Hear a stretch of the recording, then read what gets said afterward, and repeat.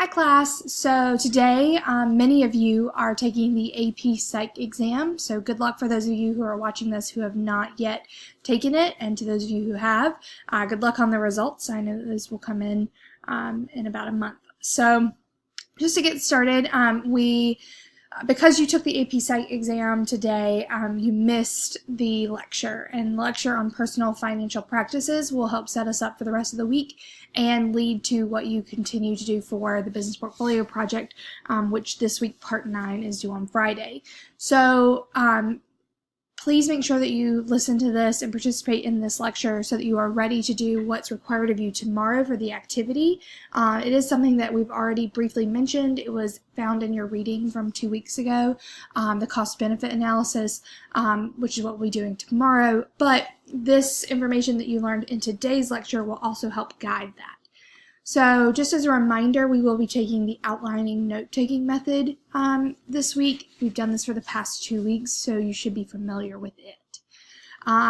I am not going to really give you any time, so feel free to pause this video to answer the following questions. I would suggest writing them down in your notes because students will be talking about them in class. And those 2 questions that will help introduce our topic of personal financial practices are: what things do you take into account when making financial decisions? And is it important to make informed consumer decisions? Why or why not? So when we talk about personal financial decisions, we're talking about budgeting and goal setting. And budgeting is the idea of looking at your finances, your income, your wealth, and understanding what you need to do to move forward with those things. So what are your estimated costs that you have that are monthly and recurring? What costs you have that might be unexpected, that do pop up?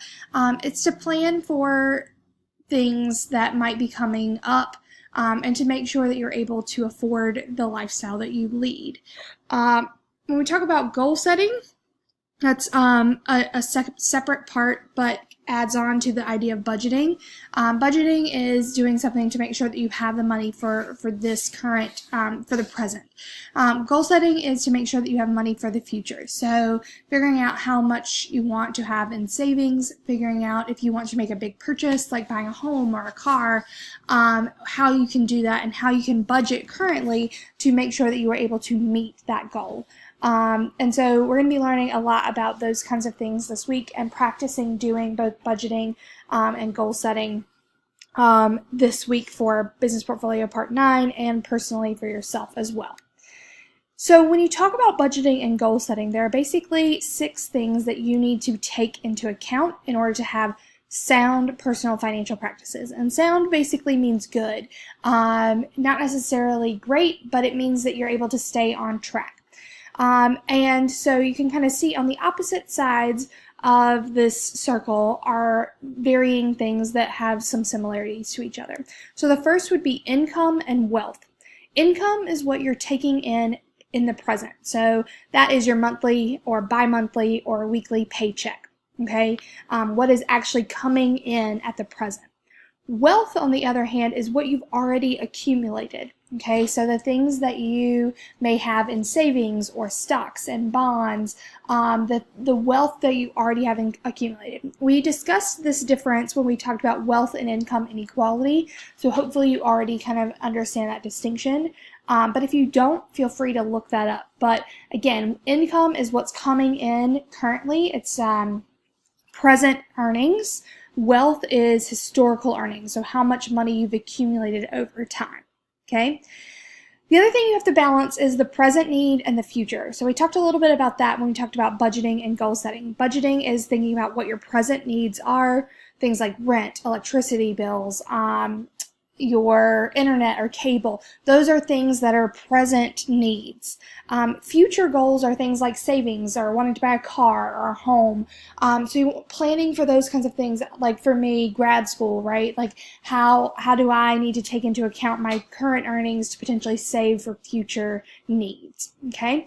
The other things you have to take into account are these risks and rewards. And this is really what we're going to get into tomorrow, is the risk factors are the costs. Okay, so there are different risk factors for different items. And risk is not necessarily just costs. There are risks involved in purchases that might be something like, if I buy this home, it could potentially have termites, which might be a cost, but it might also mean that I have to live elsewhere while they're treating for infestations, okay? So there might be other costs rather than just monetary or money costs, okay, or the risks. Rewards can also be non-monetary, right? The joy of owning your own home might be a reward that you don't have to necessarily answer to anyone. You don't necessarily have to ask whether you can paint your apartment anymore if you own your own home. That's a reward and not necessarily a monetary reward. Okay, so when we talk about risk and reward, this will play into what our activity tomorrow is, which is our cost-benefit analysis. So keep that in mind. I just want to kind of wrap up by saying this was a very brief overview. If you have questions about any of this, please come and find me. I didn't want to go too in-depth because not everyone in class needs that, but I'm more than happy to sit with you and describe these things more in depth if you'd like. The last thing I want to say is, in order to make sure that tomorrow you are able to complete the activity, you must make sure that you completed or generated a persona. So those of you who are in my first period or 8th period class, last week we generated this persona and we saved it. If you had an issue with saving it, come and find me. I can help you make sure that you have it saved, because we will be using this persona to operate within the activity. So you'll be using that persona to conduct cost-benefit analysis tomorrow. If you were in my 3rd or 4th period, we did not unfortunately get to this, so this is something that you have to do on your own, okay? I will give you a little bit of time, perhaps, as the do now, but for the most part, it's something that I will need you to have already done. So if you go to fakepersongenerator.com, you don't even have to hit index or /generate, but if you just go to fakepersongenerator.com, you will select the state of New York, and in the city thing, type in New York. You don't even have to type in New York City. I think it provides an error code if you put in New York City. But if you type in New York, and then New York as the state, and you generate that persona, you can save it as a PDF, you can download it, you can screenshot that. You'll need a lot of different information about that persona, so make sure that you save all the information, which should be about, I think it's about 5 pages if you save it as a PDF. That information will be used for you to conduct your business portfolio project for parts 9, 10, and 11. So please make sure that you have this persona and that this persona is consistent throughout the rest of your BPP. So you will need to save it because you will be uploading it to your website, so that I can assure that you are using the same persona consistently throughout this website. But we are going to be using this persona in the cost-benefit analysis activity tomorrow on Tuesday, so please make sure that you have this generated. If you have any questions or concerns, you can come and see me after the AP exam.